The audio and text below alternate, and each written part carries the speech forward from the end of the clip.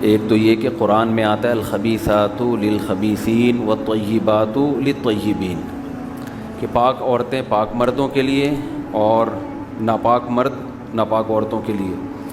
اسی طرح قرآن میں دوسرے مقام پر آتا ہے الزانی لا ينکح الا زانیۃ والزانیۃ لا ينکحها الا زان او مشرک، کہ زانی عورت سے نکاح زانی مرد ہی کرتا ہے اور مشرک، اور زانی عورت سے زانی مرد سے نکاح بھی زانی عورت کرتی ہے۔ تو جب کہ ہم مشاہدہ دیکھ رہے ہیں اس کے خلاف ہے، بلکہ فرعون کی بیوی پاک دامن تھی اور فرعون 2 نمبر آدمی تھا۔ آج بھی اس کا مشاہدہ ہوتا ہے، ایک آدمی پاک دامن ہوتا ہے، بیوی 2 نمبر ہوتی ہے، عورت 1 نمبر ہوتی ہے، مرد 2 نمبر ہوتا ہے۔ تو یہ قرآن کی آیت میں تو گویا تضاد ہو گیا، واقعہ کے خلاف ہے۔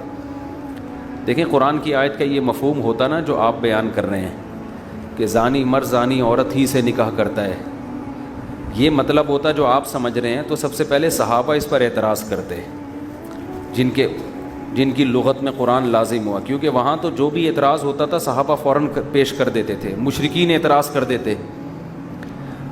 ہمارے نبی نے جب اپنے منہ بولے بیٹے زید بن حارثہ کی مطلقہ سے نکاح کیا تو کتنا تماشا ہوا تھا اس وقت، مشرکین نے کہا اپنی بہو سے نکاح کر رہے ہیں، تو وہ بھی اعتراض کرتے کیونکہ اس زمانے میں بھی ایسا ہوا ہے۔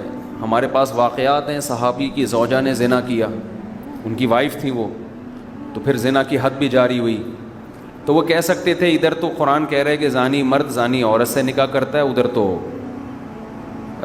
پاک دامن بھی زانی سے کر رہے ہوتے ہیں، الٹا بھی ہو رہا ہوتا ہے اس کا۔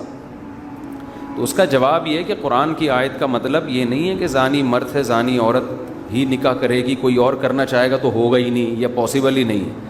قرآن کی آیت کا مطلب یہ ہے، پہلے میں اس کو مثال سے سمجھاتا ہوں، ہم عام محاوروں میں بھی کہتے ہیں، آپ کے سامنے کسی نے کوئی گندا کھانا لا کے رکھ دیا، آپ کہو گے گندے کھانے بھائی گندے لوگ کھاتے ہیں، ہم شریف لوگ یہ کھانے نہیں کھاتے۔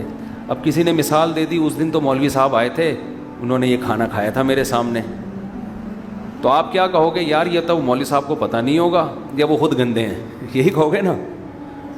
تو قرآن بھی کہہ رہا ہے کہ زانی عورت کی طرف رغبت زانی مردوں کو ہوتی ہے، پاک دامن آدمی زانی عورت کو پسند نہیں کرتا، یہ نیچرل ہے، یہ نیچر ہے جس کو قرآن بیان کر رہا ہے۔ وَالزَّانِيَةُ لَا يَنكِحُهَا إِلَّا زَانٍ أَوْ مُشْرِكٌ، زانیہ عورت کی طرف رغبت کافر کی تو ہو سکتی ہے، مشرک کی ہو سکتی ہے، مسلمان کی نہیں ہوتی۔ یہ نہیں قرآن نے کہا کہ ایسا پاسبل ہی نہیں ہے، پاسبل تو سب کچھ ہے، لیکن پاک دامن لوگوں کی رغبت بد کردار عورت کی طرف نہیں ہوگی، اور پاک دامن عورت کی رغبت بد کردار مرد کی طرف نہیں ہوگی۔ جیسا انسان خود ہوتا ہے ویسا ہی اپنے لیے سلیکٹ کرتا ہے، اس کے خلاف اگر ہو رہا ہے تو وہ فطرت کے خلاف ہو رہا ہے، وہ نیچر کے خلاف ہو رہا ہے۔ اسی طرح یہ جو آتا ہے الخبیثات للخبیثین، خبیث عورتیں خبیث مردوں کے لیے، تو یہ بھی اس کا بھی وہی مطلب ہے جو میں نے مثال دی ہے۔ گندا کھانا رکھا ہوا ہے، پکا صحیح نہیں ہے، آلو صحیح نہیں کٹے ہوئے، اور تو آپ کے سامنے لا کے رکھ دیا، آپ بولے بھائی یہ بھنگیوں کے لیے ہے، یہ بھنگیوں پہ کیا کرتا ہے؟ سوٹ کرتا ہے، بھنگیوں کے لیے ہے یہ کھانا۔ کہے گا نہیں بھنگیوں کے لیے نہیں، اس دن فلاں تو بزرگ آئے تھے ان کو بھی میں نے یہی کھلایا تھا۔ تو وہ کیا گیا بھائی ان کو پتہ نہیں ہوگا، آپ نے کھلا دیا ہوگا، بعد میں جب پتہ چلا تو ان کو الٹی آ گئی ہوگی۔ ہماری ٹیم گئی تھی نا کہیں، پرانی جاوید میاں کا جو دور تھا نا، تو اس میں ایک بچپن میں ایک واقعہ ہوا تھا کہ ایک ٹیم ہماری کہیں باہر کھیلنے کے لیے گئی، تو ان کو کسی نے مینڈک کا سوپ پلا دیا، وہاں پتہ نہیں کون سے ملک میں، چائنا میں پلایا ہوگا، مینڈک چائنا، تو انہوں نے پی لیا۔ بعد میں جب پتہ چلا کہ مینڈک ہے تو الٹیاں ہو گئی ان کو، ٹھیک ہے نا۔ تو الخبیثات للخبیثین کا مطلب خبیث عورتوں کے لیے خبیث مرد، یعنی یہ انہی کے لیے ہیں، انہی کو آپس میں الجھنے دو۔ باقی بائی مسٹیک بھی ایسا ہو سکتا ہے کہ ایک آدمی نیک ہو اور اس کو پتہ نہ ہو اور اس کی بیوی کیا ہو؟ فاحشہ ہو۔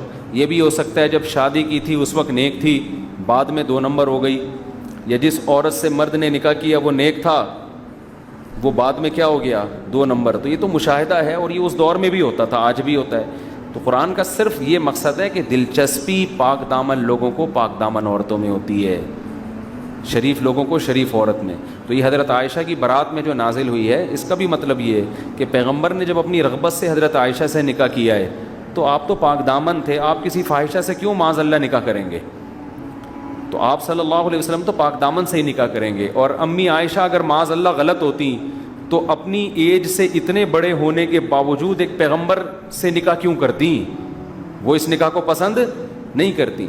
آج بھی جو فاحشہ عورتیں ہیں وہ تھوڑی چاہیں گی کسی دیندار آدمی سے ہم نکاح کریں. تو عام نارمل روٹین یہی ہے. ہاں کبھی اس کے خلاف ہو جاتا ہے, بعض دفعہ اس کے خلاف بھی ہو جاتا ہے, کسی عارضے کی وجہ سے ہو جاتا ہے. ایک فاحشہ عورت ہے, خوبصورت اتنی زیادہ ہے کہ اس کی خوبصورتی اس کی برد کرداری پر غالب آ گئی, تو کسی پاک دامن نے عشق میں آ کے اس سے نکاح کر لیا. تو یہ کسی عارضے کی وجہ سے ایسا ہوتا ہے, نارملی ایسا نہیں ہوتا. دین کی بات پھیلانا صدقہ جاریہ ہے. ثواب کی نیت سے ویڈیو کو شیئر ضرور کیجیے. جزاک اللہ.